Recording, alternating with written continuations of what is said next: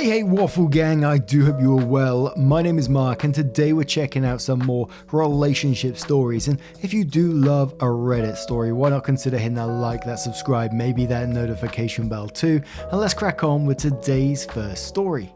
Now today's first story comes from OKLuck2868 who says, I-20 female, was kicked out by my parents, 50s male and female.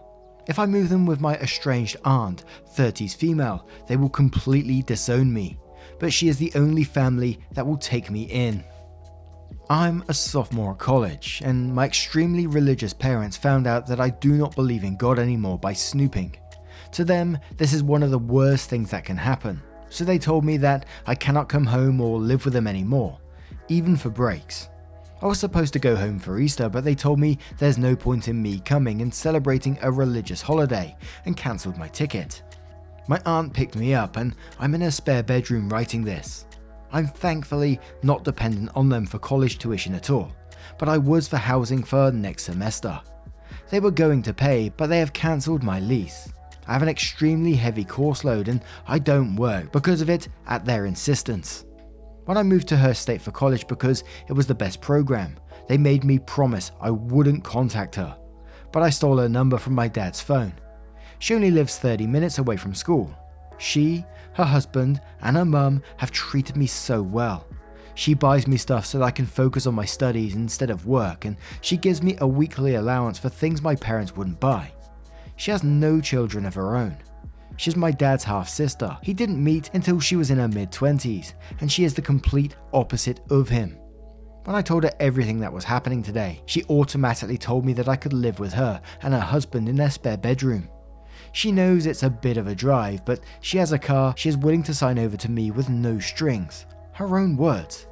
She told me as long as I keep my GPA up and don't do anything stupid, she'd let me live here as long as I needed. I know I'd be happy here with her, and her family treats me better than my own did, to be honest. I just know that if I accept their offer, it will burn the bridge with my parents, as they will blame her for me being an atheist, if they aren't already. I want to accept, but I am so worried I am making myself sick. Should I let my parents cut me off entirely and live with my aunt? And we do have an update to this story as well, and an edit before that, but we're going to cover some comments first. But my initial opinion is your parents are willing to cut you off over this anyway. What do you have to lose in this situation? And everything to gain by the sounds of it. I know what I would be choosing, and it's not the family that's willing to disown you, to kick you out of the house over something like this. But practical fact 8436 says your parents pretty much already cut you off, so I don't see why you wouldn't. OP replied saying, yeah, after I posted this, I went to call my mum about the rest of my things and found out that they cut off my cell phone. My aunt said she's going to put me on her plan tomorrow. Fascination Street says they already cut you off. How much worse can it get? Definitely moving them with your aunt. Consider cutting down your course load. There's no need to go all out. Try enjoying college and having a social life. Get a part-time job. Live a little. To which OP replies saying, my aunt says the same thing regarding a social life honestly. She also said she could pull some strings she has and get me a cool summer job that would look great on my resume. Christina says, move in with your aunt. Your parents have cut you off already. Your aunt is offering support. Plus, you don't have to tell them where you're living. It's none of their beeswax. Nambite says time to make adult decisions. Also time to secure your well-being, and I would say it would preferably be as far away from those parents as possible, at least for the time being. Sounds like you're a sane person with healthy plans and with the ability to pull things off, whilst your parents ultimately have tried to set you up as heavily dependent on them, insisting not to get a job, relying on them to use as leverage to control you however they wish. If I were you, I'd tell them the boat won't float. If they estrange, then that's on them, for not respecting other people's views and opinions and/or goals. Either they're going to be supportive and not punishing in any way, or if they think that's too much to ask for, then it's their decision to estrange, which they have to live with without being able to blame anyone but themselves for. Also move in with your aunt if it comes to that, if she's the only one that will take you in. I'd bet she's the most sane person in the family. And one more from Vacacious Love who says, my family kicked me out of the house right before I turned 19. I was working part-time and going to college full-time. Things between my mum and I had been bad for a while. I I was the oldest and she was having a hard time letting go, and she thought we were having a power struggle of some sort, I guess. Anyways, my mum thought I was having sex with boys, so she was sure of it, had called up at work to see where I was, started following me at night if I went to the local bookstore, or God forbid, out with a friend, and more. I was raised in a very conservative, Southern Baptist, old-timey household, so I guess the thought of me having sex was too much for them, even though I wasn't. I called my grandma, who was my whole world at one point, and they had cut off for stupid reasons, and she picked me up at 3 a.m. I'm so grateful that I lived with that woman for 3 years. She truly made me feel loved, accepted, gave me freedom, helped me become an adult, and gave me a safe space. Don't look back with your family. Go be with your aunt. I guarantee you will not regret it when you look back. Now we're going to move on to the edit to find out what happened there, which said, I went to my aunt and I just ended up crying with my head in her lap. She stroked my hair and listened to me. While we were talking, my dad called her phone. She didn't answer, but she read his text. Long story short, he was tracking my phone and they checked the numbers on the plan and knew I was talking to her. I was right that they blamed her when she had never even talked about religion with me at all. I called my mum through her phone and we discussed it. They have assured me that they will mail me my things in one piece and undamaged, and they have told me that they want no contact with me and they don't want me around my siblings because I'll corrupt them. They told me they'll pray for my soul.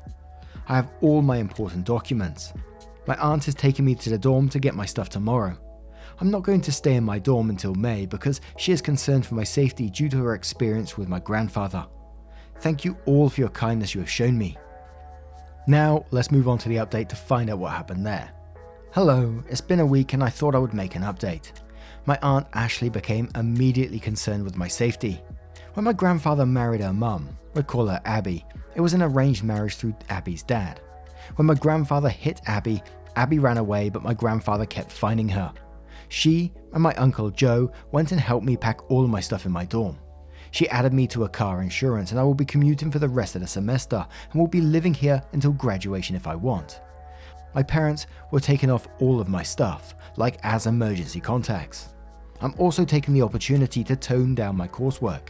My aunt and I discussed it and I'm going to drop the major I was in, which was what my parents were pushing for, and into what I had wanted to do originally.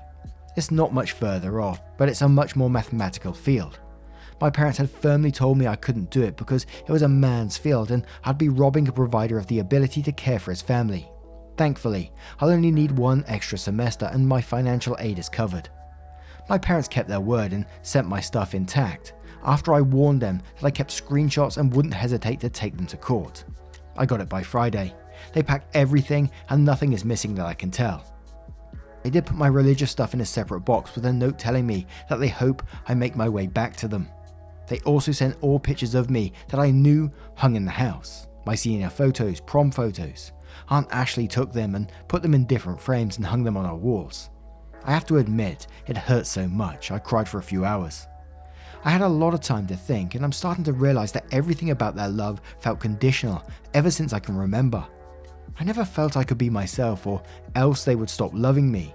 I was just proven right.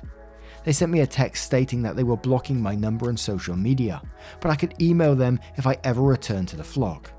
I told them they didn't need to block anything and the only way they will ever hear from me is if they're being notified I'm dead, because even if I find my way back to any sort of religion, I don't want their conditional love because that's not what Jesus would have wanted. Aunt Ashley's taking me to a salon tomorrow and dress shopping. I have a formal event next week and I've never dyed my hair and I've always wanted to. We're going to buy makeup as I'm going to try bolder colours now. She tells me that it's time I get to learn who I am. Those last little words almost hit me right there, straight in the feels. And I'm just incredibly happy for OP that, that they are finally getting to learn who they truly are without being controlled in the way that they was previously. But that aunt sounds absolutely incredible. Let me know your thoughts in this one in the comments below, and let's move on to another story. And our next story comes from IllSupport7160, who says, am I the arsehole for refusing to help my partner financially? I, 43 female, have been with my partner 50 male for 6 years now. We've been living together for 5 of them. We are not married and we do not plan to marry in the future. I have a son, 19 male, that is currently a high school senior. My partner has a daughter, 21 female, who's going to college. The background, you need to understand the issue.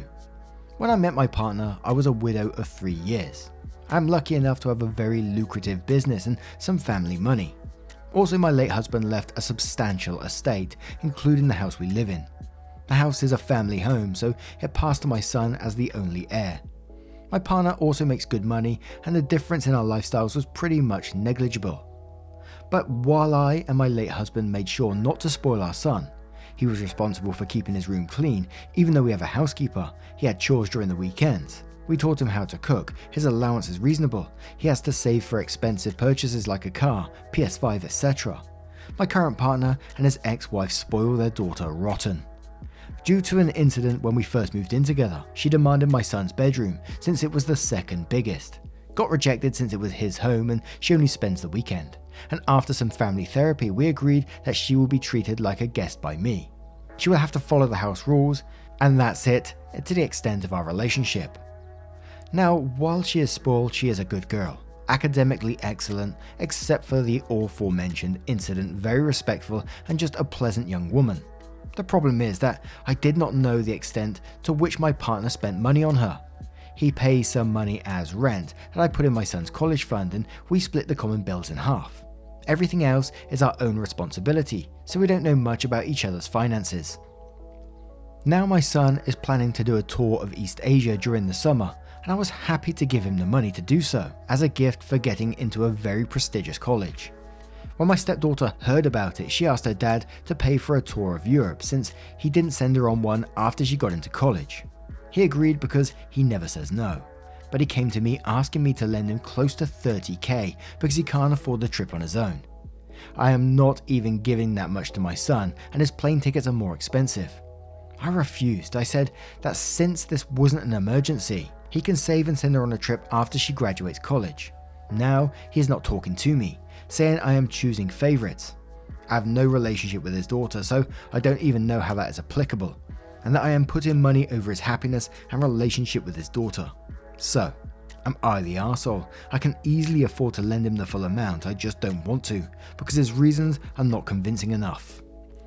And I was reading this and I went back and it said lend him close to $30,000 because he can't afford the trip on his own. So I'm assuming he's putting some money towards this as well. So $30,000 is just a portion of what she is going to spend. And I mean, what the hell is she going to be doing in Europe? I've known people that's gone to Europe on a shoestring budget, travel around, worked at the same time and enjoyed their time there, got life experience at the same time. I mean, she must be staying in some of the best hotels as she's going around these places, I think. Absolutely not the arsehole to me. But Super Dr. Astronaut says not the arsehole. What the fuck?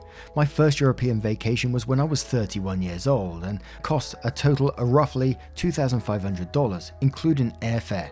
Jesus Christ, to which OP replies saying, that's because you did not stay in 5-star hotels and plan to shop until you drop. What's my name again says not the arsehole. Congratulations to your son for doing well and get into a great school. Traveling is such a great experience for the soul. However, your partner is super out of touch. Good luck. Turtle the Moon says not the arsehole. $30,000 for a vacation. That's a year rent at $2,500 a month. That's insane. If he's not talking to you, then count your blessings. And one more from Blue Rose who says not the arsehole to clear this up. Your son wants to go on a trip and you offer to pay as a gift for his hard work, A+ parenting and also being a cool parent. Because of this, your partner's daughter felt entitled to a trip, which happens to cost twice as much for some reason. I don't really know if it's double, but whatever. However, your partner cannot afford the trip, so instead of being an adult and telling his daughter, giving her the option of a cheaper trip, she pitch in or waiting while he saves. Your partner thinks it makes more sense to demand 30 grand from you. That about sums it up. I can't even fathom what your partner is thinking. Does saying no once seriously mean his daughter will love him less? He sees no issue with having a transactional relationship with his child. Was this not the wake-up call he needs to see how toxic the relationship he has with his daughter is? Please let me know if I missed anything, because I don't know how your partner could be an even bigger ass, but I'm sure he'll surprise us and you at this rate. Edit. These are my first rewards, so I want to say thank you so much for those who bestowed them upon me. I cannot voice my appreciation enough. Truly, I'm grateful. Now, I'm going to turn this one to you guys. What do you guys make of this situation? Couldn't imagine going up to a partner and asking for 30 grand to send your child somewhere. Let me know your thoughts in the comments below, and let's move on to another story. And our next story comes from Rita Youth 5033, who says, am I the arsehole for walking out of the restaurant over a joke between my fiance and his friend? I, female 30, used to work as a sex worker in my early to mid 20s. Not so proud of it, but I had no choice.